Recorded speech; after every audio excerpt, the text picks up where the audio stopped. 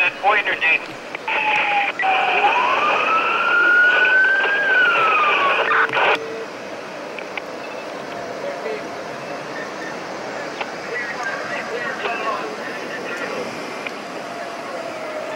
Wall Street. They went back to North. Crazy. That 21, as soon as 11 Alpha passes through, let's open it up. There.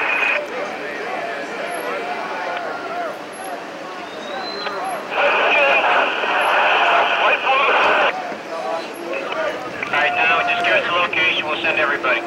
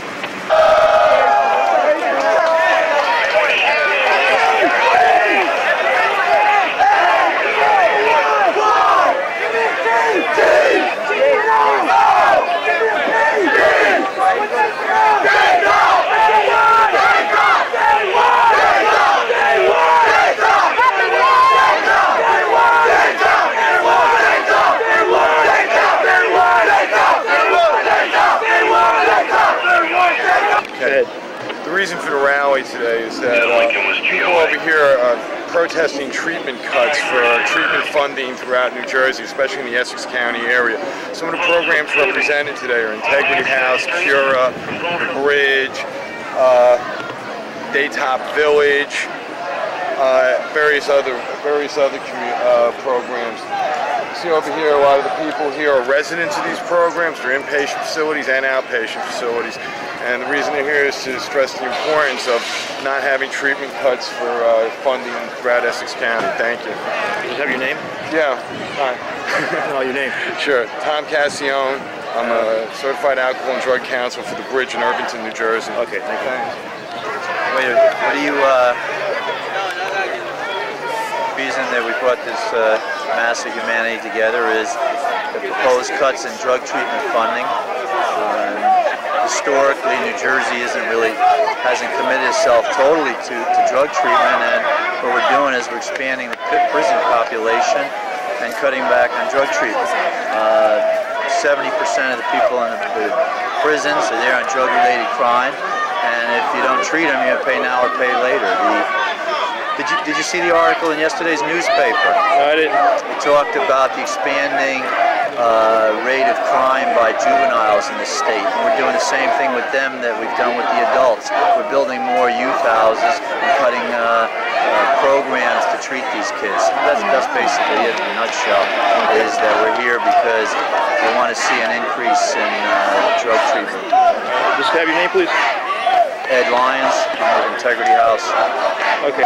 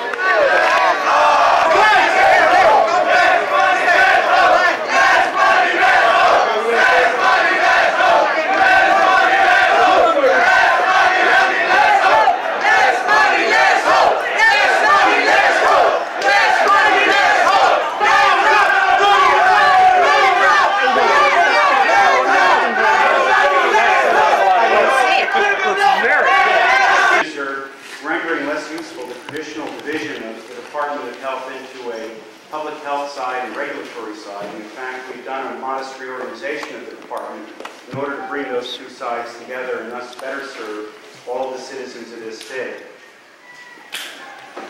Without abandoning our commitment to New Jersey's vulnerable populations, I want to describe a few of those initiatives and then I'll close my formal remarks. The department is examining its role in long-term care. We believe that we can better serve the elderly by consolidating services under a single point of entry system and by reducing expenditures through the development and funding of lower cost alternatives to nursing home care, such as assisted living and adult foster care. We're also submitting a proposal which would increase Medicaid reimbursement rates for family planning services to bring them more in line with the time that we improve the reimbursement that these agencies receive. We're also looking to coordinate and administer addiction prevention and treatment services by the 3 state and county agent people who called in advance to testify. If there are others, then we will take people by a show of their hand from the floor. I will be here till approximately 5:30. We're scheduled to go until 6. If there are speakers who wish to speak after 5:30, Deputy Commissioner of Public Health Services, Lee Ziskin, will be presiding for the final half hour. I also want to direct your attention to something that was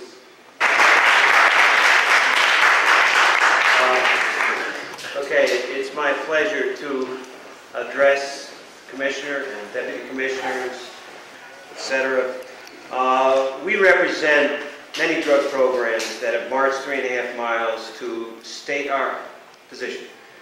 And it's a very simple position that there are about 1,000 people out here that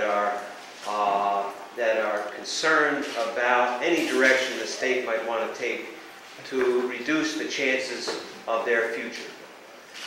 And their future is totally dependent on the large S of the State Department of Corrections, Health and Community Service, and Human Service. They are asking for your understanding of their particular needs. Many of these people have been to prison and found it to be ineffective in curing their addiction. And it seems like the more they go to prison, the less hope they have. We have 38,000 people warehoused in our state prisons and our county jails, and only 600 treatment beds to help them when they come out. We realize there's a budget crunch, but we also have been working with your office, and particularly with Terry O'Connor, in formulating plans that will best utilize the resources between criminal justice, human services, and the treatment network to work on a balanced approach of treatment and corrections. We like to say that our programs are cost effective, but we don't need to, because the Center for Alcohol Studies just published a piece that was commissioned by the President's Commission on Model State Drug Laws showing that treatment is cost effective and treatment works. We're asking to recognize the difficulty of the